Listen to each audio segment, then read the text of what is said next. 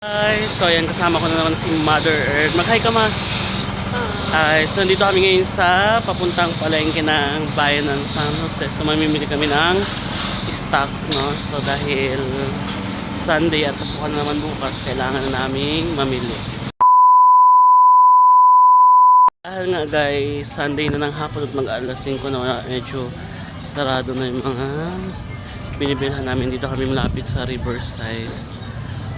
At ayan nga, dahil ang aking Mother Earth ay napakahilig sa maanghang, ang una niya agad nakita yung siling kulay green. So sabi ko nga, ayan, bilhin niya na. Dahil yan, si Mother Earth kapag nagluluto yan, mahilig po talaga yan maglagay ng sili sa mga gulay, isda, and then pinipili niya yung green. So ayan, so sabi niya, lipat naman daw kami at nakakita siya ng talong. Naghahanap siya dahil gusto niya daw magnilagang talong isaw-saw sa ginisang bagoong. So sabi ko sa kanya, damihan niya na para naman pag wala ako at may pasok, kahit maglaga na lang siya at magturo. At ayan nga, nakakita pa siya dyan ng walang katapusang sili.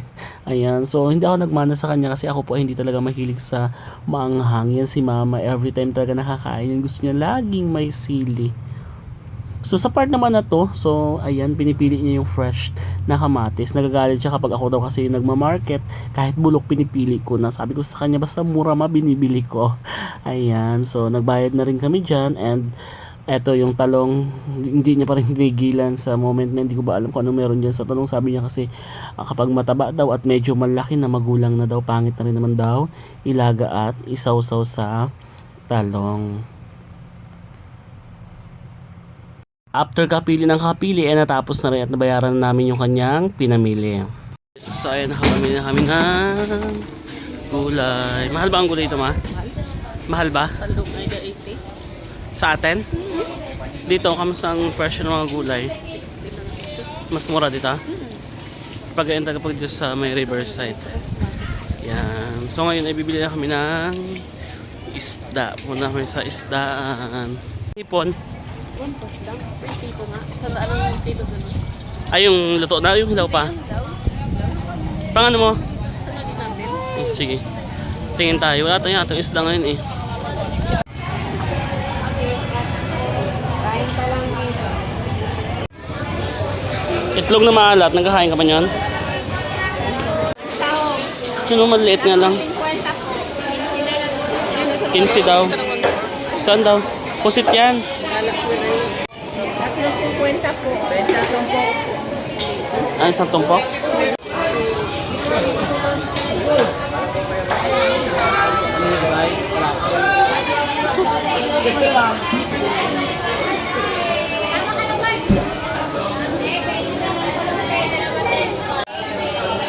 Tayo manok na sariwang katan.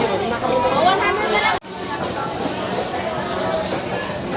Malalaki. 20 na lang na. 20 na, wala na itong 40. Pili ka na dyan. Dalawang piraso, ma'am. Dalawa. 100 lang yan, ma'am. Gayatin ko.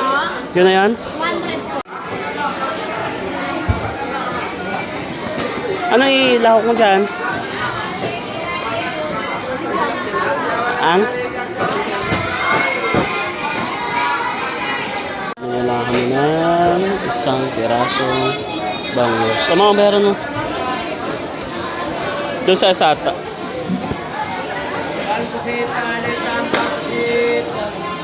100 na lang po. Mas 100. Right, kapag yan natin.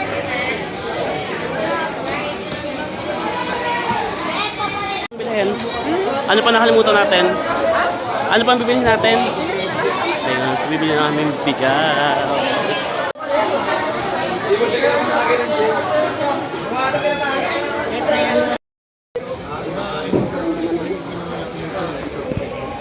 Ito na lang. Oh. Babili po.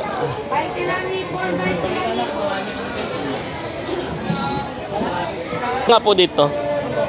Sa 57, 5 kilo.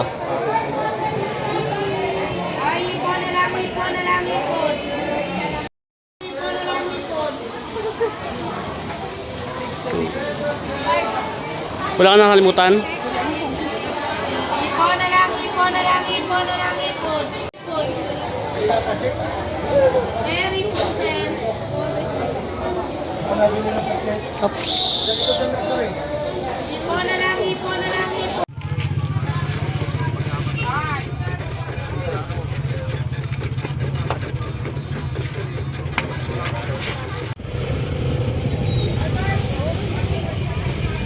Ay, iniwan ako ni mother. Bili siyang kanton. Guys, nabili na namin yung mga needs namin. Wala tayo nakalimutan na. Ayan. Kamusta naman ang pagpasok mo sa palengke? Sa palengke. Mag-hi ka sa kanila. Ayan. So, goodbye guys. So, bye-bye ka na.